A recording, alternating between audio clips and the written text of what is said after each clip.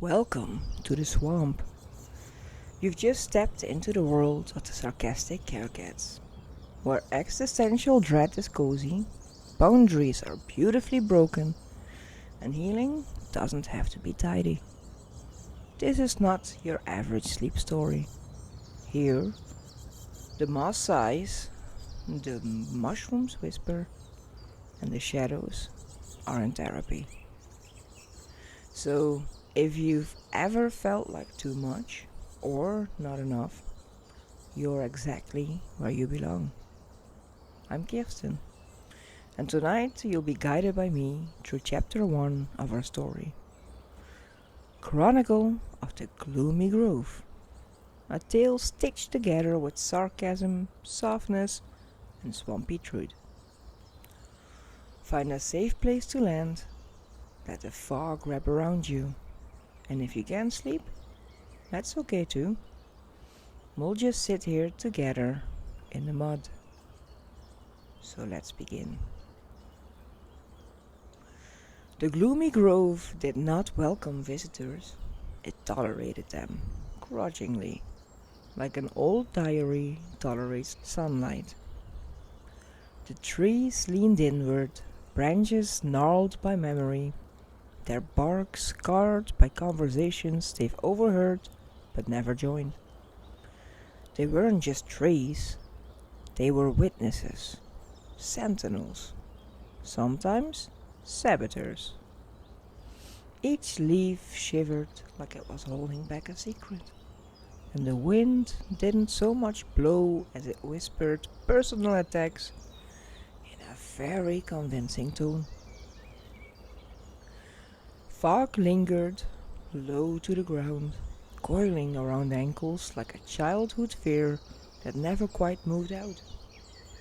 It moved with purpose, curling in loops, tugging gently at the edges of cloaks and tails, like it wanted to be sure you noticed its presence. Even the shadows in the grove were undergoing therapy. Some had graduated to boundary setting. Others still lingered around tree roots, sighing poetically. One had recently taken up slam poetry. The moss was never truly dry. It was the kind of damp you felt in your bones before your fur. Soft, spongy, and judgmental. Like a therapist's couch that remembers every awkward silence. Somewhere in the not quite distance, a bird coughed with conviction, a lonely melodramatic sound that echoed across the stillness like a passive-aggressive ghost. The frogs had paused their usual Gregorian-style sighing, and even the mushrooms had gone quiet, their usual whisper network holding its breath.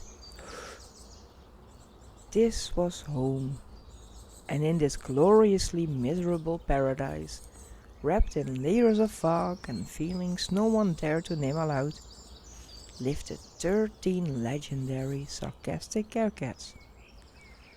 Ancient guardians of emotional chaos, reluctant protectors of misfits, unofficial archivists of melodramatic breakdowns, and part-time existential scream consultants. They were not heroes in a traditional sense. They didn't wear capes, unless you counted the occasional weighted blanket dramatically draped for flair. They didn't rescue others from burning buildings. They sat beside them, muttering, "Well, that escalated," and handed out marshmallows. Their superpowers ranged from passive-aggressive telekinesis to caffeine-fueled intuition, with a speciality in validating feelings that society tried to shame into silence. Each had arrived in the swamp at their own lowest moment, guided not by maps, but by a strange gravitational pull. The kind only felt by those who've ever cried in public and made eye contact with a bird. The grove called to them, and they answered, not with a battle cry, but with a sigh and a sarcastic shrug. Over time, they had made it their sanctuary, a place where brokenness didn't need fixing, just a place to sit and breathe between breakdowns. Together, they weren't just a group, they were a phenomenon, a weather pattern of soft claws and sharp wit, of eyeliner and overthinking. They were a choir of cats who meowed in minor keys and made you feel strangely seen while doing it. Their home wasn't marked on maps, unless the maps had been drawn by someone in the middle of an identity crisis and printed on tear-stained parchment that flaked apart when folded. Morty Kitten sat atop his favorite mossy rock, the one with abandonment issues and a tendency to hum emotionally unresolved lullabies in the early hours. He shifted slightly, adjusting his weight like he was negotiating with the memories carved into its surface. His skeletal tail twitched in time with a distant thump of some unresolved generational trauma, keeping beat with the echo of disappointments never fully grieved. Above him, the canopy filtered the gloom into artistic shadows, fractals of leaf and regret playing across his dark fur. His tummy symbol, a black hourglass licking stars, pulsed faintly, each drip of celestial dust landing with reverence on the moss below, casting miniature constellations that rearranged themselves depending on his mood. He stared into the swirling mist, eyes reflecting galaxies that didn't quite form. "We've got a situation," he murmured, his voice like crushed velvet soaked in apathy and seasoned with the melancholia of mid-November. The fog paused, not stopped, just braced, as if it too had a trauma journal and knew better than to interrupt someone's emotional weather system mid-announcement. Somewhere, a mushroom fainted. Oh.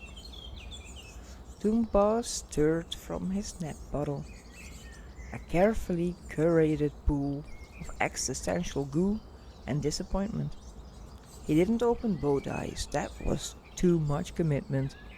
One glowing eye flicked open just enough to communicate wariness. His fur was rumpled in the way that suggested he had not only accepted chaos, he had signed a lease with it. "Please tell me it's not another feelings emergency. I haven't emotionally recovered from last Thursday." From a nearby vine-draped stump, Sasburn appeared, in a poof of heated air and perfume that smelled like singed boundaries and unresolved confrontation. Her entrance was less a walk and more a slow-motion emotional event, like a flaming meteor of sass crashing delicately into a field of emotional suppression. Her fur was meticulously unkempt, as if each tuft had argued with its placement before settling on maximum visual impact. The air around her shimmered faintly, as if the very atmosphere braced for whatever sharp truth she was about to lob like a sarcastic grenade. Her tail flicked with the precision of a dramatic punctuation mark, like she was correcting the grammar of the universe itself. "It's worse," she said, a voice flat but laced with the dangerous glint of someone who has absolutely seen things. A rainbow just appeared over the sad swamp. For a second, time hesitated. The wind held its breath. The mist recoiled ever so slightly. The silence that followed wasn't silence. It was stunned emotional paralysis, the kind that settles in when your trauma support group accidentally books a clown for group therapy.